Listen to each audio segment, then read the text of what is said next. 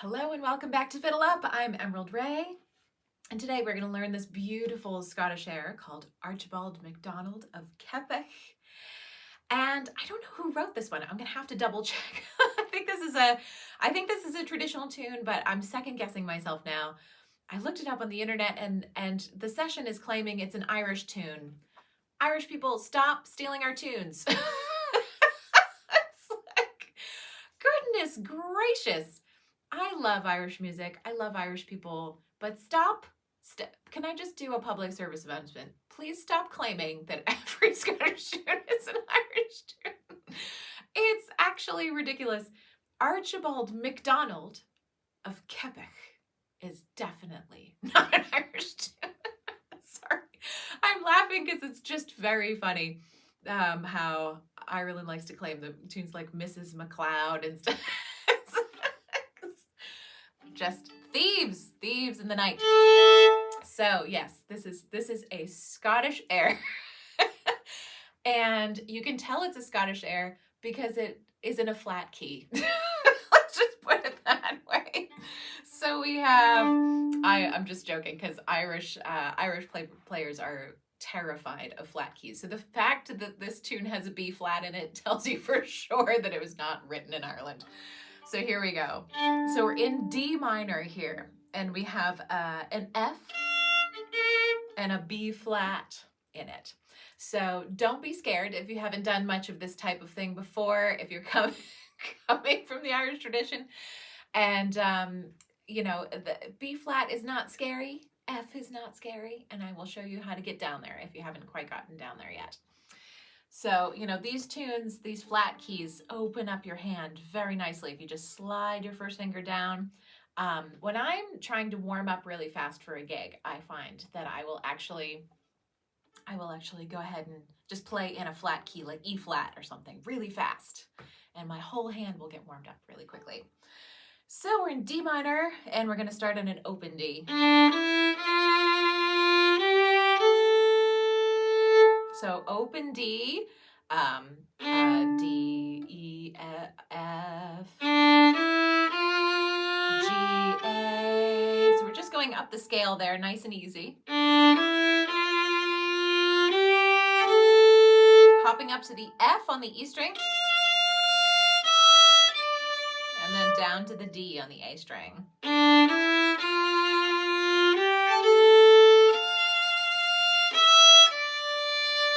One more time.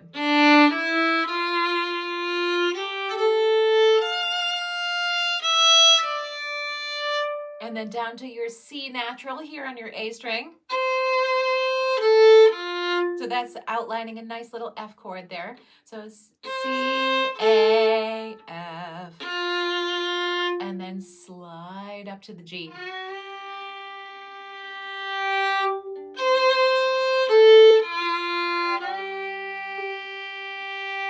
You don't have to do that slide, but why not? So this whole, what we have so far, nice and easy. Oh,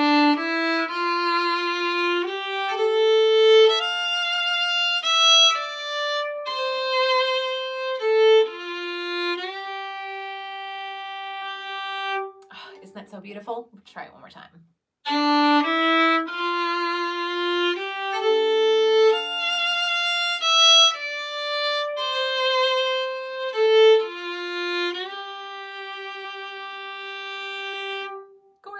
And then continuing on, we have.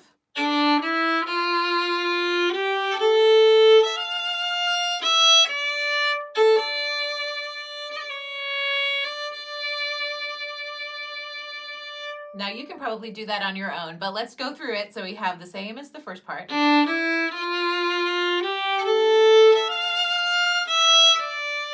And then instead of going for that F chord, we're just gonna go down to the open A string and then snap up to the D on your A string.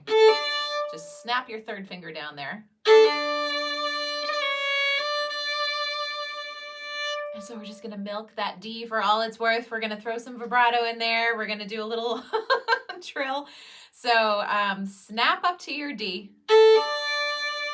And then I'm going down to my C sharp here. So I'm just going to play around with that. I'm going to do a little shake of vibrato. And again, you don't have to add that if you don't want to.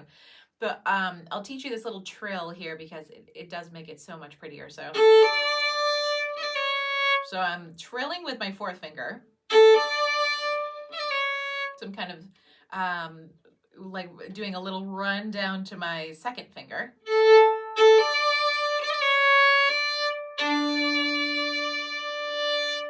And so I was actually grabbing my bottom D there too, which you can do. Just grab a little. And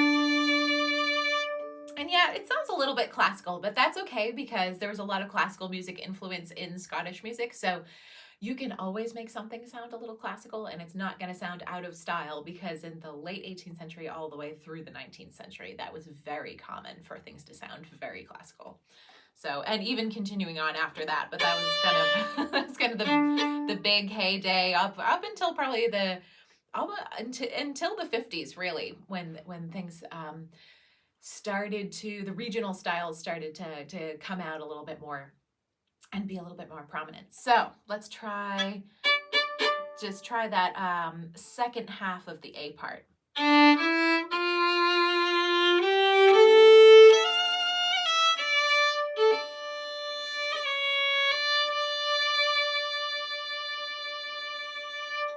There we go. So the whole A part as it is sounds like this.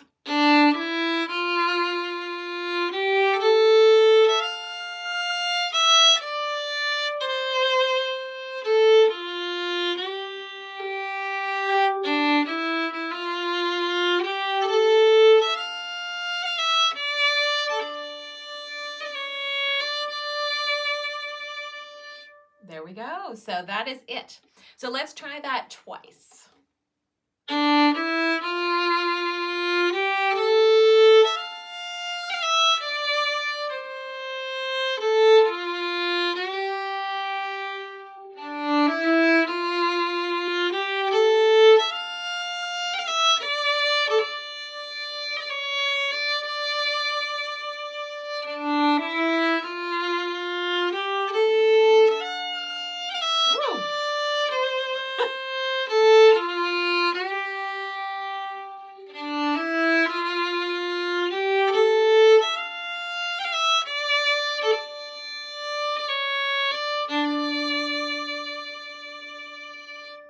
Sorry for that wild F up at the top there. My first finger lost its mind for a moment. I thought we were going to an F sharp, but we were not. So that is the whole A part. It's nice and simple, and just adding some vibrato or not adding vibrato is beautiful as well. I'll show you what it sounds like with a quiet hand. It sounds just as beautiful.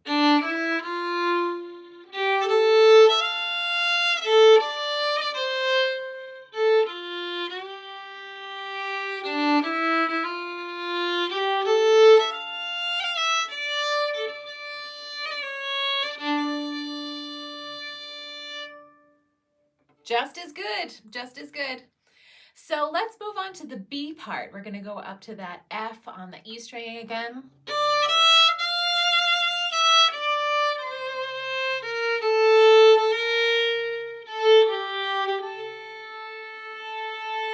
So we're going to start on a D on our A string, open E, and then on the F, up on the E string,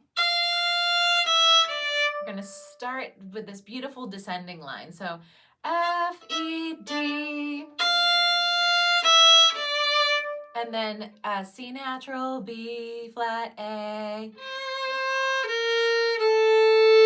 So if you're not comfortable with flat keys here, with playing this low one, let's talk about that for a minute, just quickly.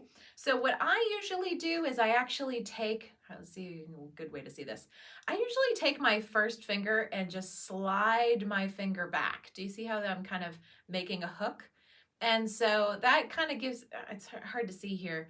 I'm kind of see that flat part on my knuckle there. That's kind of where the fiddle is sitting. So I'm really just taking my finger and sliding my finger down into half position there. And the rest of my fiddle is kind of where it was before. And I find that this makes my hand more stable because I can slide that first finger back, but I still mostly am in the same place that I was in before. So some people like to slide their whole hand down into half position. I actually don't love to do it that way. I love to kind of stay in first position and slide my first finger back for these keys that don't have a ton of flats. Like if you're playing in a key that has a lot of flats, then it's probably a good time to just actually slide your whole hand down.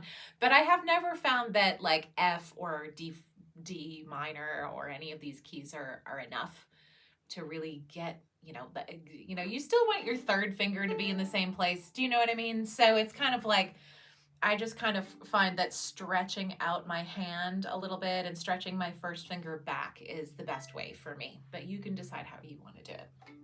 So we're going to start off on that F up at the top. So pull your first finger back. And then C, B flat, A. Back to the B flat. That's B flat, A, G. So now I'm down on the D string. And I'm going to slide up with my fourth finger to give me a nice A there. So if you haven't done a slide on your fourth finger yet, definitely give it a try. Ooh. So let's try.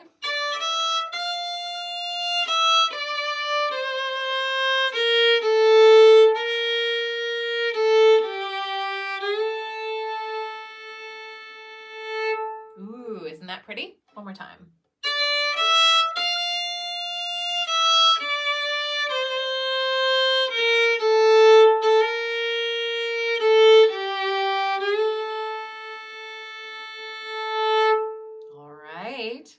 So that is a really beautiful line. Let's do it one more time because it doesn't repeat actually.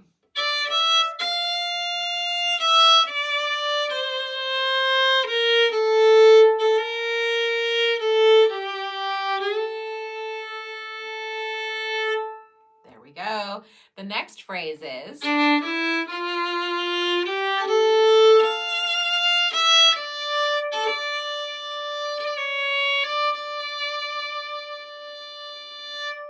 Isn't that cool? So you already know that, but do bear in mind it is the second half of the B part. So we're gonna actually play that line and then the second half of the A part. So I love it when tunes do this, when they kind of recycle, but it can make it confusing in the moment. So let's try it together.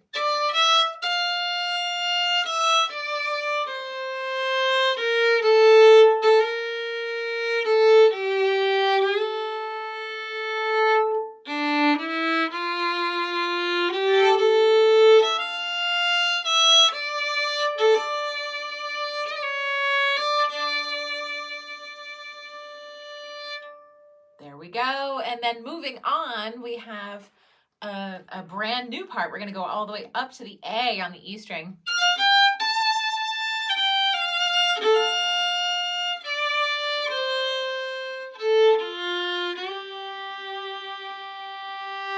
So this is very pretty. So we're going to go F, G, A, G, F, A, F.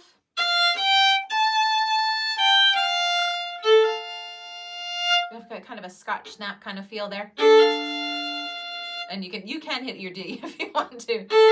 It depends on what chord the accompaniment is playing there. If you're playing on your own, you can do whatever you like. One more time.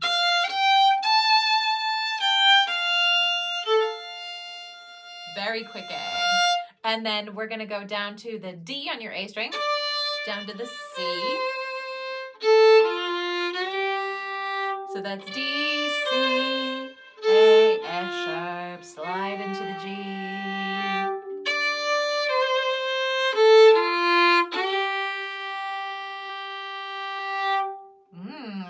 So far we have...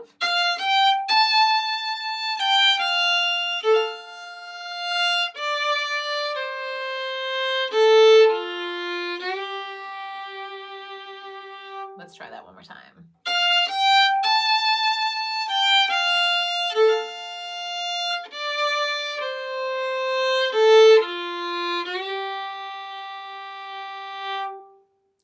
And then the last phrase of all is...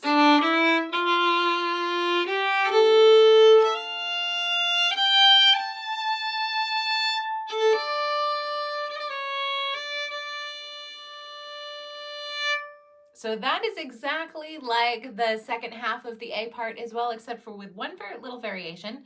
So you're going to play... And then instead of playing F sharp, E, D, you're going to continue on up to that A. F sharp, G, A. And then a lot of people hold this note and do a little fermata, just a little, you know, and then play the end really slowly. So you can do that as well.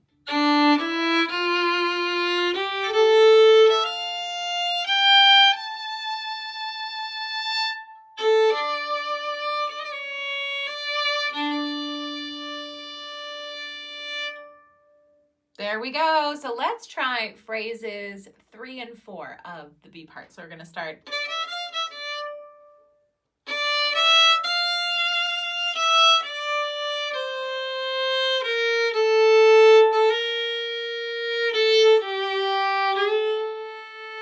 Sorry, let's do, I meant to do phrases 3 and 4, which starts up here. Sorry, teacher error. Start going up to the A here.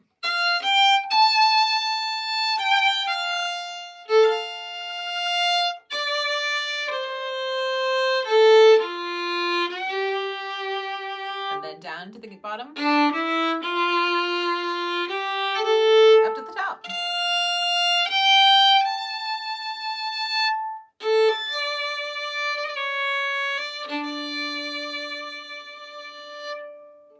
Okay, you get the point. It's not that hard. I'm going to go back to the beginning of the B part because I'm getting confused, clearly. So let's start with... Okay.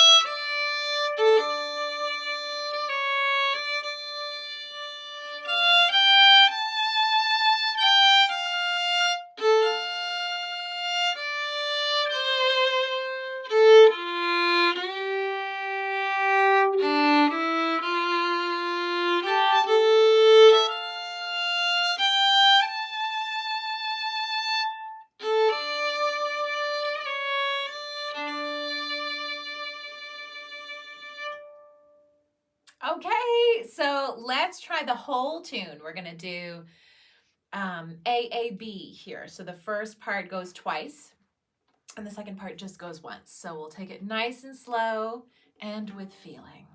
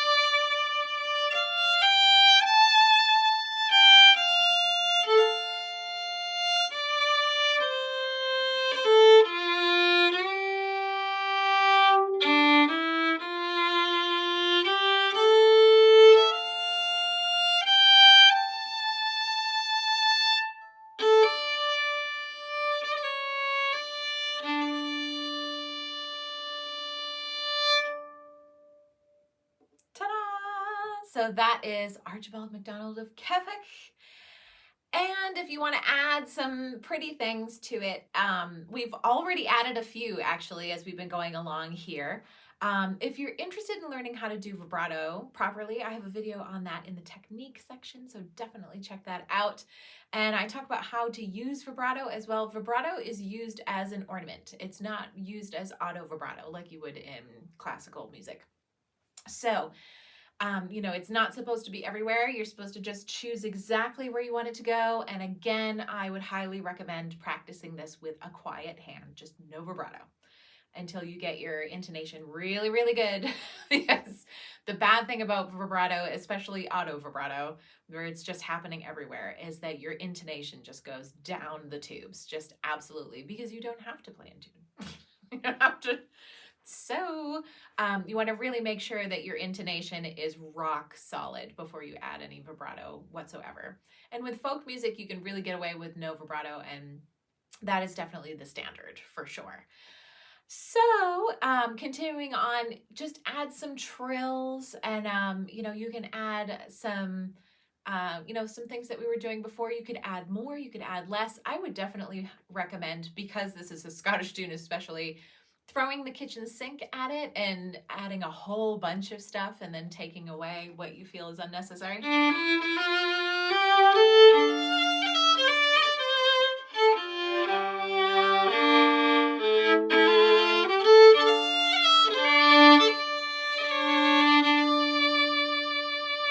So I'm doing some little triple stop things there.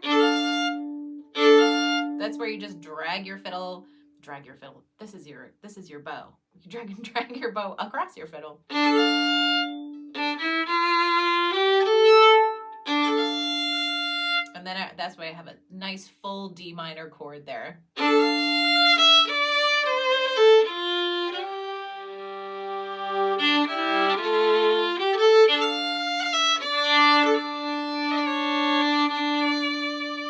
So all I was doing is, so that's just a second finger trill there.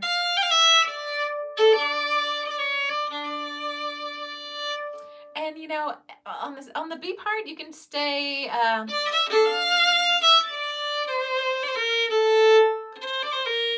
Just a little third finger trill. Second finger trill.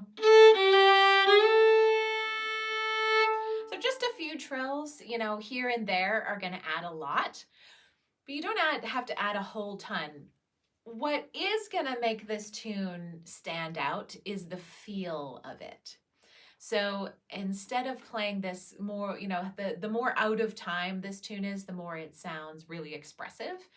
So instead of playing how it's written in the sheet music, da da da da da da da da da da da da da da da, because you could technically play this as a waltz.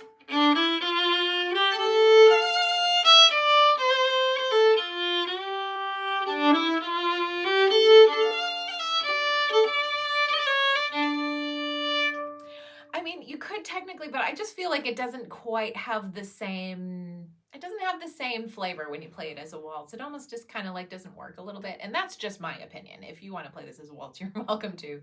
But this tune is kind of built to be more of an air, I think. It just kind of needs that space. And so if you play...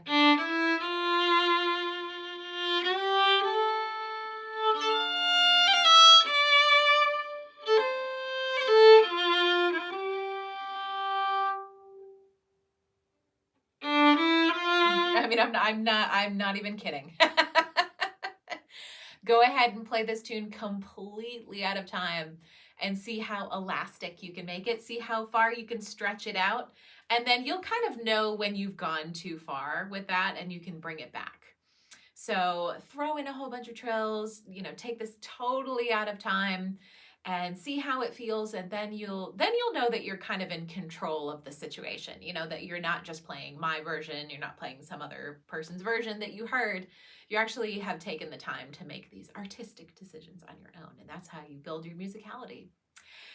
So I hope you enjoyed this tune as much as I have enjoyed it over the years, and I hope you love it, and I will see you in the next video.